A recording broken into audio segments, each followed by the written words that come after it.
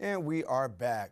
The Harlem School of the Arts started this year with their latest exhibition titled Translating Colors. And joining us now to discuss the exhibit is Adrienne Elise Tarver, Director of Art and Design at the Harlem School of the Arts, and we welcome you.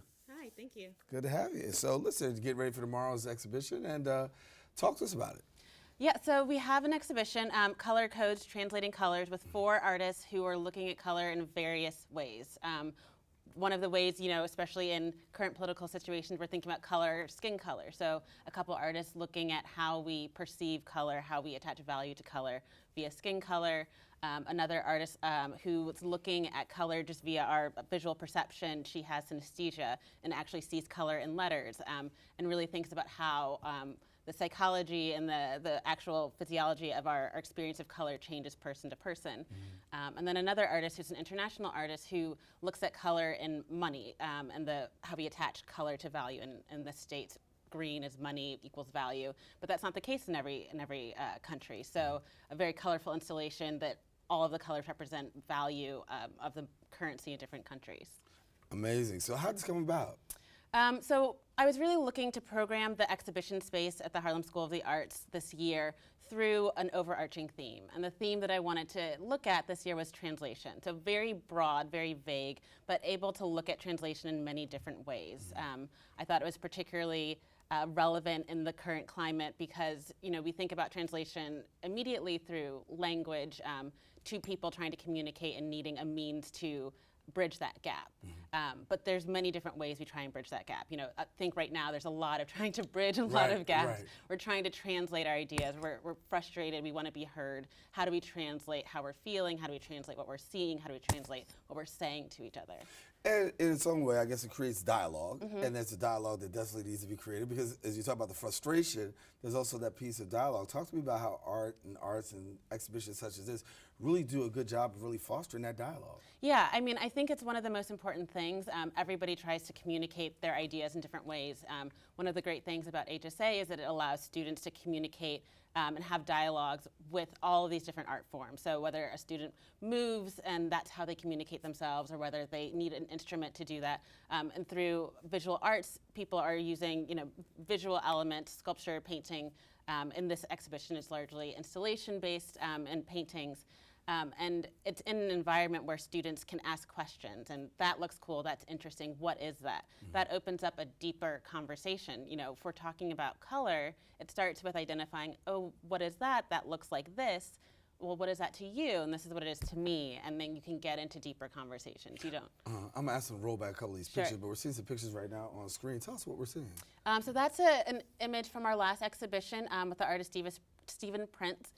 He is primarily a printmaker and draftsman, and he had these big, beautiful drawings and prints of a lot of scenes from where he's from, New Orleans. He currently lives in Detroit, and a lot of the Black experience in America. And so people who want to have an opportunity to take part in this exhibition, what do they do? So we're having our opening for this exhibition tomorrow night at 6 to 9, Thursday night. There's light refreshments.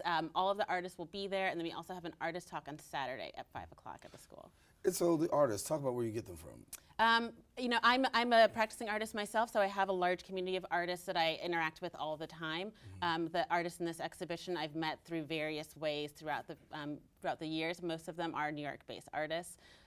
But it's a school of lots of artists coming through, so there's lots of different ways to meet artists. So for people who aren't familiar with the School of Art and Design, give us a little bit of information for Harlem School of Arts. Yeah, School of Art and Design. We have classes for anywhere from age 2 through adult. We have an open house that's January 27th where it's open to the public. You can come tour the school, learn about all of our programs, not just our art and design, but we've got a beautiful new media lab where we have 3D printing and digital photography, and a new animation class. We've got painting and drawing and all sorts of things across all ages.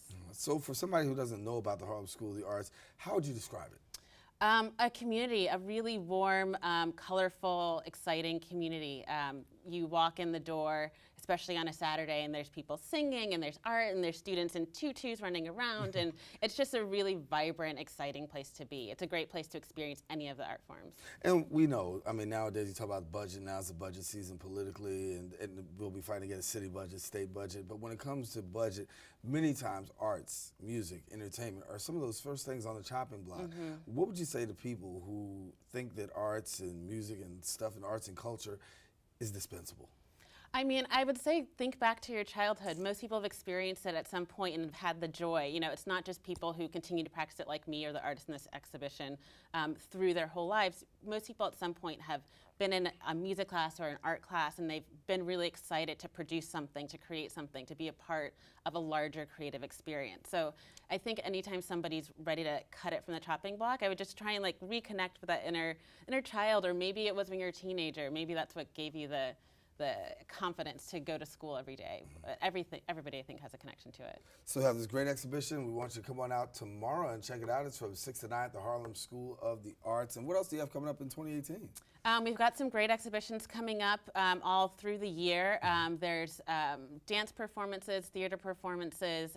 We've got all the information on our website at hsanyc.org. So make sure you please go out and check that out. And once again, if you want to be a part of Translating Colors, tomorrow from 6 to 9 at the Harlem School of the Arts. Have an opportunity to talk to the artists. You said there's an art speak as well. Yes, on Saturday at 5, all the artists, will be a panel discussion. We get into some of the deeper issues and questions that the exhibition brings up. And admission is?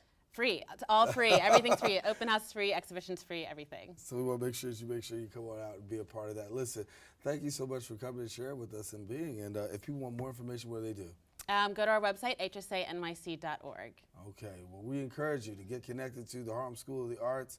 You know, I'm pretty partial because that's home for me, so we want you to come on out and be a part. Tomorrow's exhibition, as we said, takes place from 6 to 9, and then the art speak, and hopefully you can find a way to make it out there and have your soul encouraged.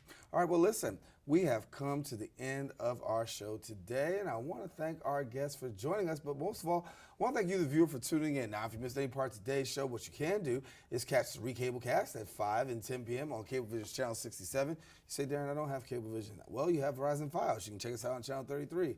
Don't have that? Well, guess what? You can go and catch us on the web at BronxNet.org. Several ways you can stay connected to us. We want to stay connected to you. Make sure that you keep your heart, your mind, and most of all, this channel wide open. Darren Jaime saying take care and God bless. Rena Valentine will join us with a fresh new episode of Open on Friday. Until then, take care.